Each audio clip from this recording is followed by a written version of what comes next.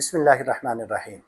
ایک صاحب نے یہ مسئلہ پوچھا ہے، وہ فرماتے ہیں کہ نماز کے اوقات کے علاوہ، نماز کے وقت کے علاوہ اگر مسجد کو تالا لگا دیا جائے تاکہ مسجد کی حفاظت ہو اور اس کا سامان کوئی چرا کر نہ لے جائے تو یہ تالا لگانا جائز ہے یا مسجد کو کھلا رکھنا ضروری ہے؟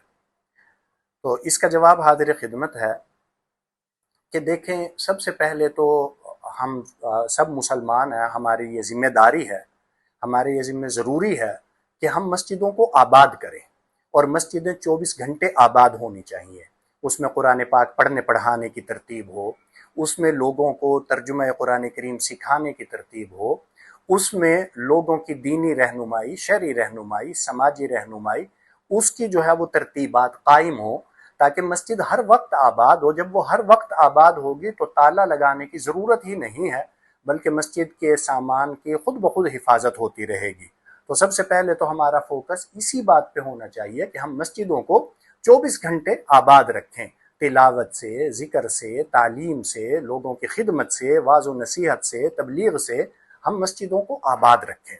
ہاں، خدا نخواستہ اگر مسجد آباد نہیں ہو رہی اور حفاظت کی خاطر کوئی تالا لگانا چاہتا ہے تو تالا لگانے کی گنجائش تو ہے، کیونکہ اللہ معاف کرے، مجھے یاد آیا ایک صاحب تھے، انہوں نے مسجد کے پنکھے اتار لیے، پنکھے چوری کر لیے۔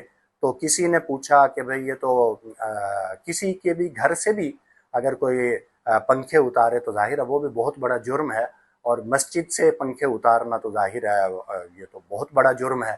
تو اس کو کہا گیا کہ یار اتنا بڑا جرم تم نے کیوں کیا؟ اگر خدا نہ خواستہ کوئی مجبوری آ گئی تھی، کسی کے گھر میں چوری کر لیتے۔ وہ کہنے لگے کہ جی مسجد کے پنکھے اتارنا یہ میرا اور اللہ کا معاملہ ہے، تو میں نے اتارے ہیں، میں جانوں، اس گھر کا مالک اللہ جانے، تو آپ حضرات بیچ میں نہ آئے۔ تو چونکہ اللہ معاف کرے اب مسلمانوں کی یہ صورتحال ہے، تو اس لیے گنجائش ہے کہ مسجد کی حفاظت کے لیے اگر تالا لگا دیا جائے تو اس کی گنجائش ہے۔